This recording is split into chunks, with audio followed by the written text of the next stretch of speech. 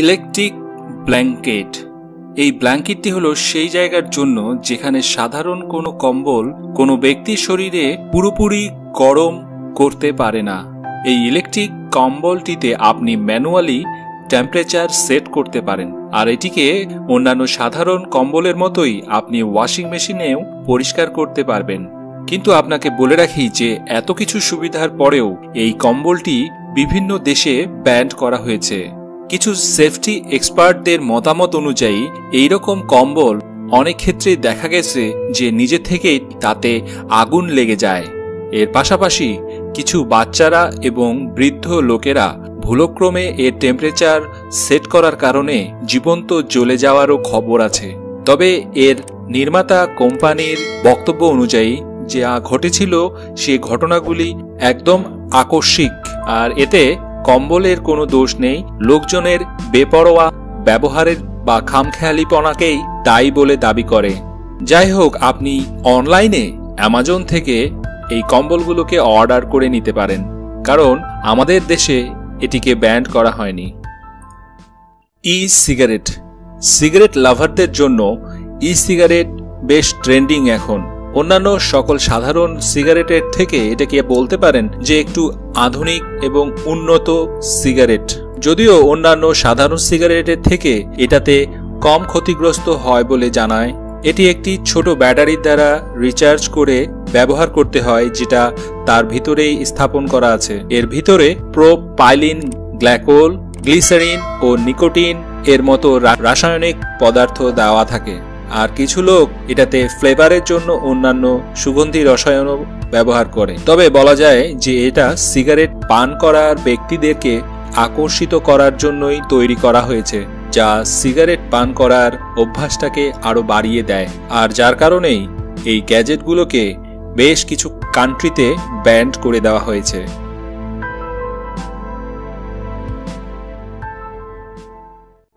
Samsung Galaxy note 7। এখন আপনারা স্ক্রিনে দেখছেন 2016 আগস্টে রিলিজ হওয়া স্যামসাং গ্যালাক্সি নোট 7। মারাত্মক ফিচার এবং দমদার ক্যামেরা সহ রিলিজ করা এই স্মার্টফোনটির উপর স্যামসাংয়ের অনেক আশা ছিল, কিন্তু যখন এই স্মার্টফোনটি কাস্টমারের হাতে পৌঁছালো তখন সেই আশা ভরসা সম্পূর্ণতেই পানি পড়ে যায়। কারণ এই সেট ব্যবহার করাকালীন অনেক বেশি গরম হওয়া এবং এক পর্যায়ে ধোঁয়া বের হয়ে এটিতে বিস্ফোরণও ঘটে যায়, যার কারণে এই সেটটি কয়েকটি দেশে ব্যবহারের প্রতিবন্ধকতা তৈরি করে দেওয়া হয়েছে, অর্থাৎ ব্যান করে দেওয়া হয়েছে।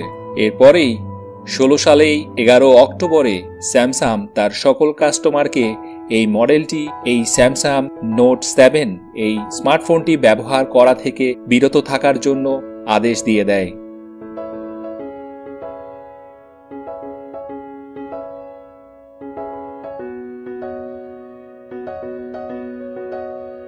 Laser pointers. খেলনার মতো দেখতে এই লেজার পয়েন্টার্সগুলি কার অ্যাক্সিডেন্ট থেকে প্লেন অ্যাক্সিডেন্ট হওয়ারও অন্যতম কারণ হতে পারে। জানিয়ে রাখি যে লেজার পয়েন্টার্স একটি পোর্টেবল টুল, যেটা বেশ দূর থেকেই ইলেকট্রোম্যাগনেটিক ওয়েলস তৈরি করে।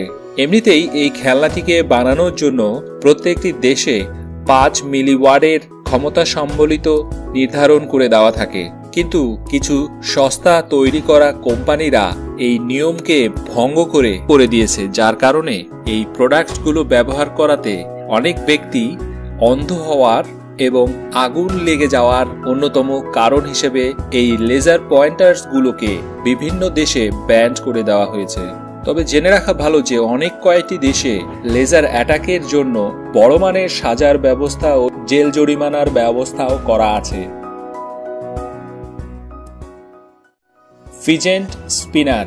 বেশ কিছু বছর থেকে ফিজেন্ট স্পিনার প্রায় অনেক দেশেই খুব বেশি ব্যাপক পপুলার একটি টয় হিসেবে বিক্রিও হচ্ছে, যা বিভিন্ন প্রকার সাইজ, কালার বা শেপে পাওয়া যায়। কিন্তু এখানে অবাক করা যে বিষয়টি হলো যে কিছু ফিজেন্ট স্পিনারকে এমনভাবে তৈরি করা হয়েছে যা একটা অস্ত্রের সমতুল্য হয়ে দাঁড়ায়, যাতে এক ব্যক্তির জীবন পর্যন্ত যেতে পারে। আর এ সকল ফিজেন্ট স্পিনারকে কোনো বাচ্চার হাতে দেওয়ার কথা তো ভাবাই যায় না। এরকম কিছু অস্ত্র সম্বলিত অস্ত্রের ন্যায় সাদৃশ্য ফিজেট স্পিনারগুলোকে বেশ কিছু দেশে ব্যবহার করা একেবারেই নিষিদ্ধ। তো এই ছিল কিছু গ্যাজেটস যেগুলোকে বেশ কিছু দেশে ব্যান করা হয়েছে।